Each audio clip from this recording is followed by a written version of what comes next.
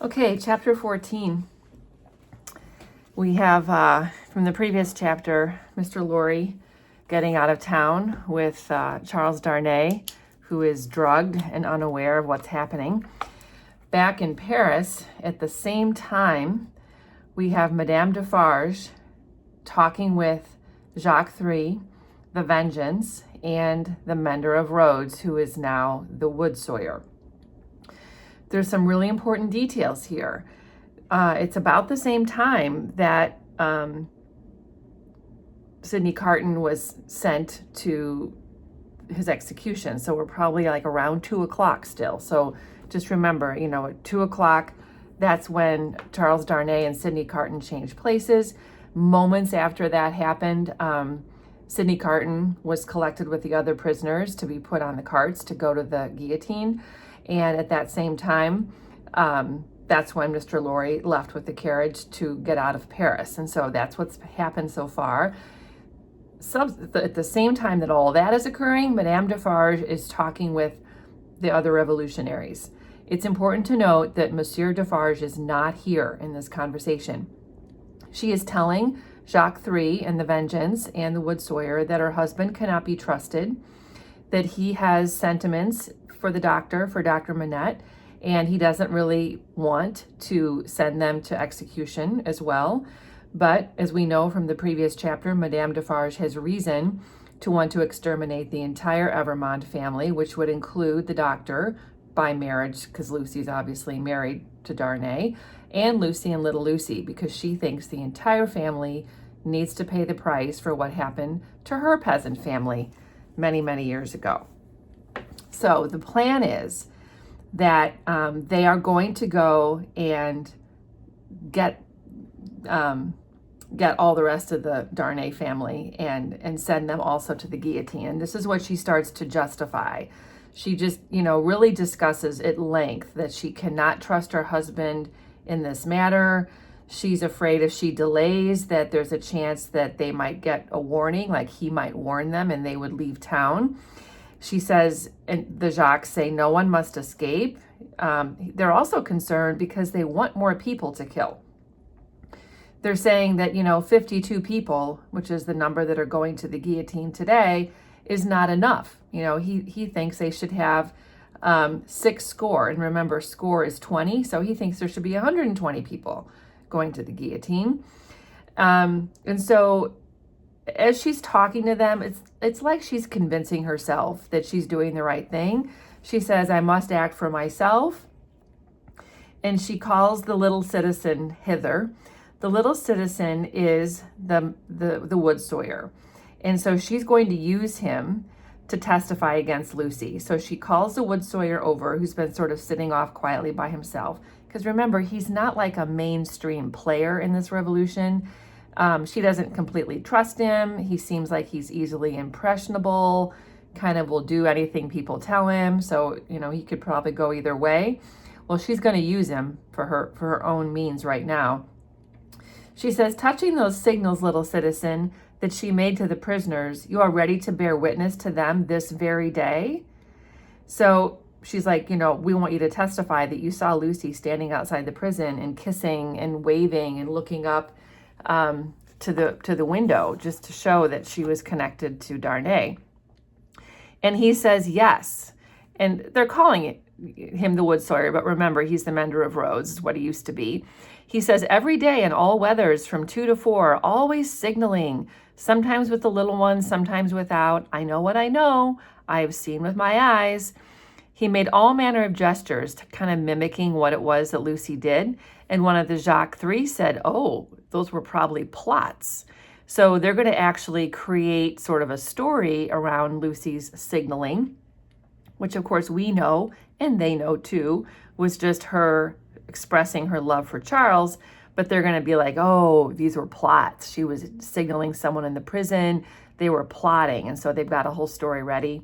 There is no doubt to the jury, asked Madame Defarge, meaning that we can trust that the jury is, part of our group, that they're going to be eager to condemn more aristocrats. And then she questions herself again. She says, let me see, can I spare this doctor to my husband? I have no feeling either way. Can I spare him? So she's, I mean, to her credit, I suppose, she is still thinking about her husband, who definitely does not want the revolution to go quite this far. And then she says, oh, I'm sorry, the Jacques 3 tries to sort of clinch it. He says, well, you know, it would be one more head. We don't really have enough heads. So, like, let's just get one more. And Madame Defarge says, he was signaling with her when I saw her. So when she came around the corner that one time, she's saying, you know, Dr. Manette was there. And that's true, because Dr. Manette was the one who told Lucie that Charles is going to be up there in the window and you could wave and kiss to him. So it's like, oh, by, you know, putting Dr. Manette at the prison, that's another way of, you know, saying that maybe he's plotting.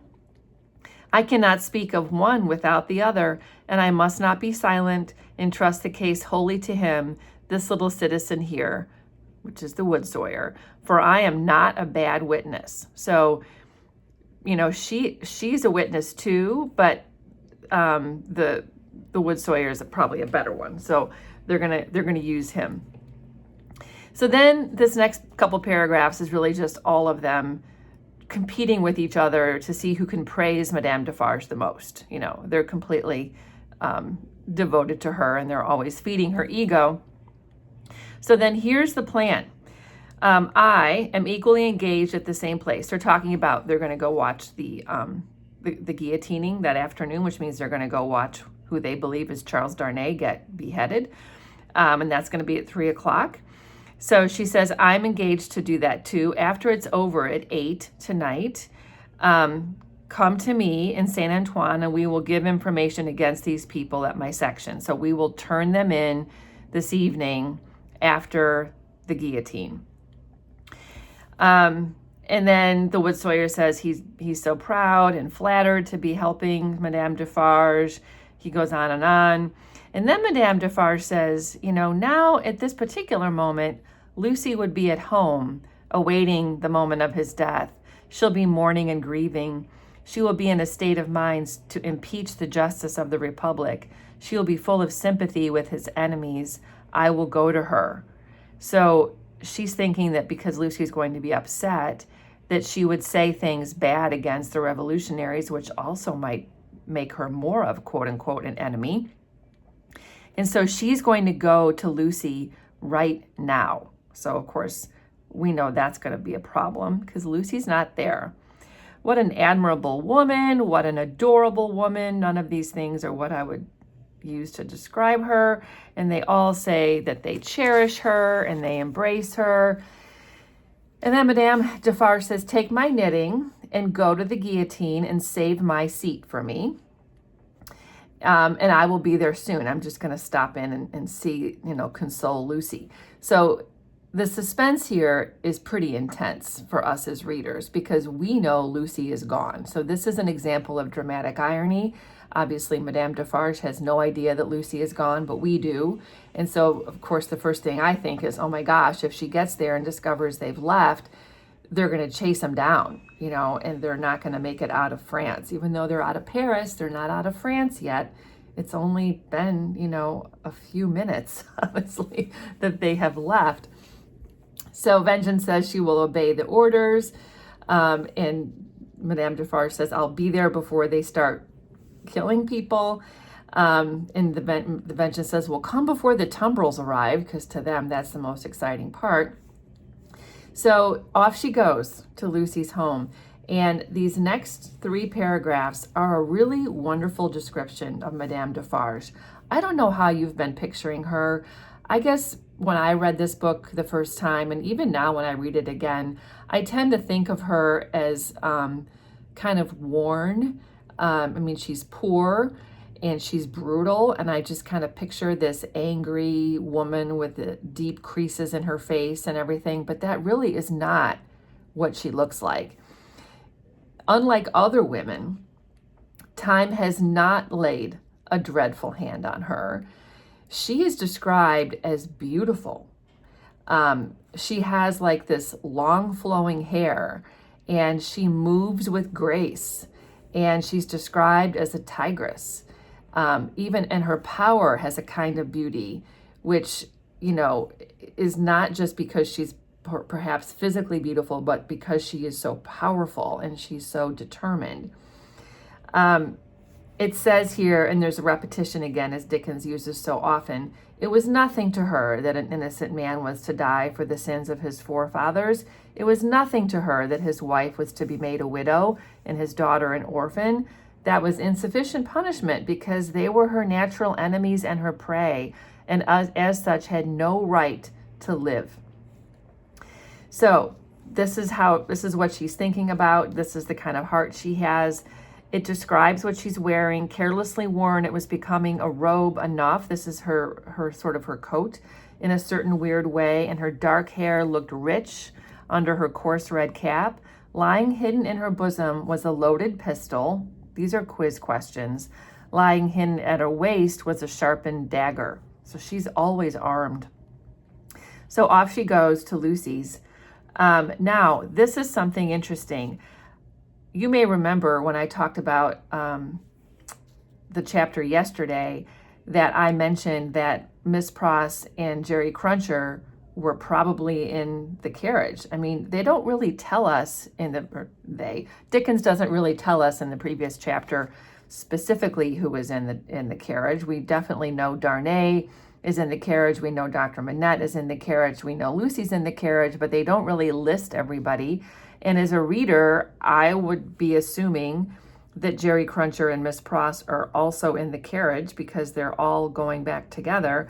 But here we find out that actually they were not in the carriage. Miss Pross and Jerry Cruncher were left behind, and they're to leave an hour later in a smaller coach because the carriage can't carry so much luggage. They were like, they couldn't put all those people in the carriage plus their luggage. It would be too much. And so they're separating them. And so Miss Pross and Jerry, who were at liberty to leave the city, should leave it at 3 o'clock in the lightest wheeled conveyance known to that period. So some of their luggage has gone on. So like the luggage that belongs to Miss Pross and Mr. Cruncher are with Mr. Lorry, but the two of them are not. So they're trying to like not have anyone be too suspicious of them, and also like make sure the coach can actually carry everything. So their arrangements are that there's going to be a smaller coach coming to pick them up at 3 o'clock. And Miss Pross has concerns about this. She says, "What do you think, Mr. Cruncher? What do you think of our not starting from this courtyard? Another coach has already left from here today, and that might look suspicious." And honestly, that's a really smart point. You know, like two coaches leaving with people from the same place. Remember that everyone has their name written above the door. It could arouse suspicion. And Mr. Cruncher agrees. Jerry's like, "You're right, actually. That is a really good point. Let's make a different plan." And so Mr. Cruncher says that, you know, he has been so nervous about all of this. And he makes a pledge to her. And I think this is the kind of thing that would also be on a quiz. Mr. Cruncher says that if them poor things get well out of this, never no more will I do it, never more. And Miss Pross says, I'm quite sure that that's true what you're saying, but like, don't tell me what you're talking about specifically, because this is his illegal occupation. And Jerry says, no, it shall not be named to you. So he won't say what it was that he used to do. And second, he says, if them poor things get out of this, never no more will I interfere with Mrs. Cruncher's flopping. So what he pledges is that if everybody gets back to London safely, he will stop being a body snatcher, and he will stop telling Mrs. Cruncher to quit praying. So he is very moved to change. So here's another character who's potentially going to change because of all of what's happened here. And then Mr. Cruncher goes farther to say, I hope right now that she's flopping. I hope Mrs. Cruncher is praying right now because we need it for sure. Okay, so the plan is then that they are going to leave from a different place. And the whole time they're discussing this, Madame Defarge is coming closer and closer to their home. So Miss Pross says, if we ever get back to our native land, you may rely upon my telling Mrs. Cruncher as much as I may be able to remember and understand of what you have so impressively said. So if we get home, I'll tell her what you just said, because like that's such a nice thought that you are willing to change your ways. And then she says, okay, now let us think. Let's plan what we're going to do. Still, Madame Defarge is coming nearer and nearer. Miss Pross says, if you were to go before and stop the vehicle and horses from coming here and were to wait somewhere else for me, wouldn't that be best? And they agree that would be best. And Mr. Cruncher's first place to think of meeting her is at Temple Bar. Well, remember, Temple Bar is in London. They're so confused and they're so stressed. And he's like, oh my goodness, it can't be there. So Miss Pross says, how about by the cathedral door? Probably Notre Dame.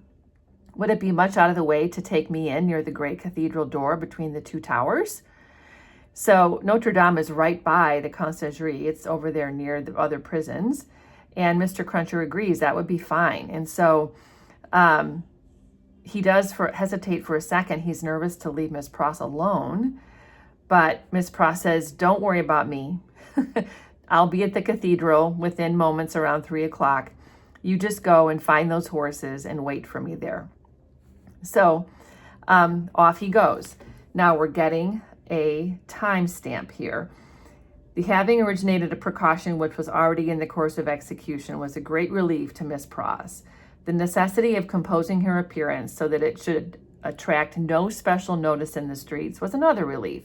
She looked at her watch. So she's got 30 minutes, maybe more, before she has to start walking over to the cathedral. She can kind of pull herself together. It's 20 minutes after 2 o'clock. So this is our first sort of reference to time. She had no time to lose, but must get ready at once. So as she's getting ready, she's washing her face, whatever, and all of a sudden, as she rinses her face, she looks up and she sees a figure standing in the room. She drops the water basin and the water flows to the feet of Madame Defarge by strange stern ways and through much staining blood, whose feet had come to meet that water. So this is here, how ironic. Here we have the two of them in this room and water spilled between them. Madame Defarge looks coldly and says, the wife of Evrémonde, where is she? It flashed upon Miss Pross's mind that the doors were all standing open and would suggest the flight. Her first act was to shut them. So Miss Pross runs around and shuts all the doors. There were 4 in the room and she shut them all. She then placed herself before the door of the chamber which Lucie had occupied. So boy, does she move fast. I'm surprised that Madame Defarge didn't race around and get in front of her. Madame Defarge's eyes followed her through this rapid movement and rested on her when it was finished. Miss Pross had nothing beautiful about her. Yours had not tamed the wildness or softened the grimness of her appearance, but she too was a determined woman in her different way, and she measured Madame Defarge with her eyes every inch. You might, from your appearance, be the wife of Lucifer, said Miss Pross in her breathing. Nevertheless, you shall not get the better of me. I am an Englishwoman. I just love this character. She is so funny. And Madame Defarge looks scornfully at her. She knows that Miss Pross is the devoted friend of the family, and Miss Pross knows that Madame Defarge is the malevolent enemy. So here they are, facing off, basically. On my way yonder, said Madame Defarge, where they reserve my chair and my knitting for me, I come to make my compliments to her in passing. I wish to see her. And Miss Pross says, I know that your intentions are evil, and you may depend upon it. I'll hold my own against them. This is important. They don't understand each other because Madame Defarge is speaking in French and Miss Pross is speaking in English. So they are just talking, saying what they think they should, but they don't understand each other. It's unintelligible, but they're watchful and they can definitely tell that they're both in a face-off just based on, how the tone of their voice and how they're looking at each other. Madame Defarge says, let me see her. Go tell her I wish to see her. Do you hear?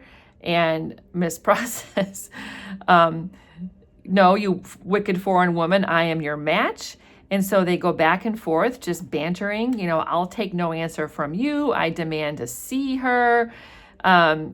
And Miss Pross says that I little thought that I should ever want to understand your nonsensical language, but I would give all I have, except the clothes I wear, to know whether you suspect the truth.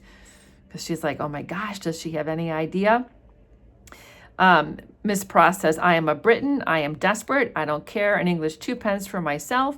I know that the longer I keep you here, the greater hope there is for my ladybird. I'll not leave a handful of that dark hair upon your head if you lay a finger on me. Then Miss Pross, with a shake of her head and a flash of her eyes between every rapid sentence, and every rapid sentence a whole breath, then Miss Pross, who had never struck a blow, thus Miss Pross, who had never struck a blow in her life. So she's threatening to attack Madame Defarge, but she has never, ever hit anyone. But her courage was that of an emotional nature, and it brought the irrepressible tears into her eyes. So because she's like so angry, she starts to cry. This was a courage that Madame Defarge so little comprehended as to mistake for weakness, because Madame Defarge has never cried in her life, at least not that we are aware of. So she doesn't understand how somebody could be brave and crying at the same time. So she thinks there's a weakness here. Ha ha, she laughed. You poor wretch. What are you worth? I address myself to that doctor. And then she calls out, citizen doctor, wife of Evermond, child of Evermond, any person but this miserable fool, answer the citizeness Defarge. And of course, it's completely silent. And the expression on Miss Pross's face definitely lets Madame Defarge know that there is nobody there, that they are gone.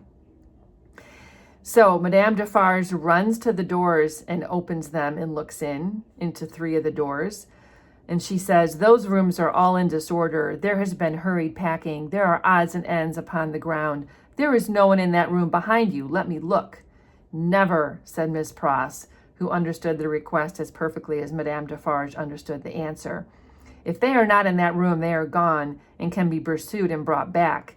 That is absolutely true. We know that if she finds out they're gone, they're going to get caught. And Miss Pross says to herself, as long as you don't know whether they are in that room or not, you are uncertain what to do. And you shall not know that if I can prevent your knowing it. And know that or not know that, you shall not leave here while I can hold you. And Madame Defarge says, I have been in the streets from the first. Nothing has stopped me. I will tear you to pieces, but I will have you from that door. And Miss Pross says, we are alone at the top of a high house in a solitary courtyard. We are not likely to be heard, and I pray for bodily strength to keep you here, while every minute you are here is worth 100,000 guineas to my darling. Madame Defarge charges the door. Miss Pross seized Madame Defarge around the waist with both her arms and held it tight. It was in vain for Madame Defarge to struggle and to strike. Miss Pross, with the vigorous tenacity of love, always so much stronger than hate, clasped her tight and even lifted her from the floor in the struggle that they had. I'm thinking to myself, too, Miss Pross is well fed. I mean, they are not poor. Madame Defarge is poor. She has not been nourished throughout her life. Miss Pross certainly has been. She also has love on her side, right? The 2 hands of Madame Defarge buffeted and tore at her face, but Miss Pross, with her head down, held her round the waist and clung to her with more than the hold of a drowning woman. Soon Madame Defarge is losing her energy, and she starts to sort of feel around by her waist. It is under my arm, said Miss Pross. You shall not draw it. I am stronger than you. I bless heaven for it. I hold you till one or the other of us faints or dies. So Madame Defarge is reaching for that dagger, that knife that she had at her waist, and she can't get to it because Miss Pross has her arm around it. Then Madame Defarge's hands go to her bosom. So remember, that's where the loaded pistol is. Miss Pross looked up and saw what it was. So she sees the gun, she strikes at it, and then suddenly there's a flash and a crash, and Miss Pross stands alone, blinded with smoke. So the gun has gone off, and it has hit Madame Defarge, As the smoke cleared, leaving an awful stillness, it passed out on the air like the soul of the furious woman whose body lay lifeless on the ground. So she has killed her. In that struggle with the gun, Miss Pross has killed her. I mean, I hate to say I'm happy for someone to be dead, but this is the most evil person in the book. So Miss Pross is horrified by the situation. Miss Pross passed the body as far from it as she could and ran downstairs to call for help. Well, no, don't do that. Then she realized that was not a good idea. So she goes back upstairs. It was dreadful to go in that door again, but she did go in, and she even went near it to get the bonnet and other things that she must wear. So she goes and gets her belongings, like her little hat and her little shawl or whatever, and these she put on and out on the staircase, for shutting and locking the door and taking away the key. She then sat down on the stairs and cried. And then she got up and hurried away. So she gets out of that apartment. By good fortune, she had a veil on her bonnet. So I think these are interesting details. She has just been in a street fight, basically, with Madame Defarge. She could hardly have gotten down along the streets without someone noticing her. She needed the advantage of the bonnet and the veil and the fact that she's kind of funny looking anyway, and people don't really pay much attention to her. Because there are marks from gripping fingers on her face. Her hair is torn, and her dress is all crooked. So she's definitely a mess from that fight. So she crosses the bridge, and as she does so, she drops the door key of the apartment into the river. That's a detail that could be on a quiz. When she gets to the cathedral, just a few minutes before she's supposed to be there. I mean, this is amazing. She has this fight. She kills Madame Defarge, and she still gets there when she's supposed to. She starts to worry. Oh my gosh, what if someone saw her drop the key? What if someone has taken the key out of the water, or it got caught in a net?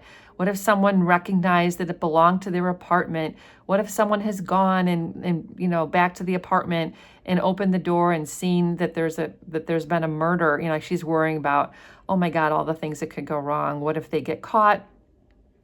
And she gets into the carriage with Mr. Cruncher, and she says, "Is there any noise in the streets?" And Mr. Cruncher says, "The usual noises." And Miss Pross says, "I don't hear you. What do you say?" It was in vain for Mr. Cruncher to repeat what he said. Miss Pross could not hear him. So she is in shock. Of course she's in shock. So I'll nod my head, thought Mr. Cruncher, at all events, and she'll see that. And so he just realizes she can't hear him. And so when she asks questions, he shakes his head or he nods his head. And then she says again, "Is there any noise in the street?" And Mr. Cruncher nodded his head. Of course there is, because the prisoners are being taken to the guillotine. "I don't hear it." And Mr. Cruncher says, "Gone deaf in an hour?" I mean, less than an hour, honestly. What's come to her? And Miss Pross says, "I feel as if there has been a flash and a crash, and that crash was the last thing I should ever hear in my life." "Blessed if she ain't in a queer condition," said Mr. Cruncher. "What can she have been taken to keep her courage up?" He's thinking, like, was she taking drugs or something to keep herself pulled together? "Hark, there's the roll of them dreadful carts. You can hear that, miss, like here come the prisoners." And Miss Pross says, "I can hear nothing. Oh my good man, there was first a great crash and then a great stillness, and that stillness seems to be fixed and unchangeable, never to be broken any more as long as my life lasts." And Mr. Cruncher says, "Well, if she don't hear the roll of those dreadful carts, now very high, nigh their journey's end, it's my opinion that indeed she never will hear anything else in this world." And indeed, she never did. So this could be a quiz question. In her shock and the trauma, she has lost her hearing.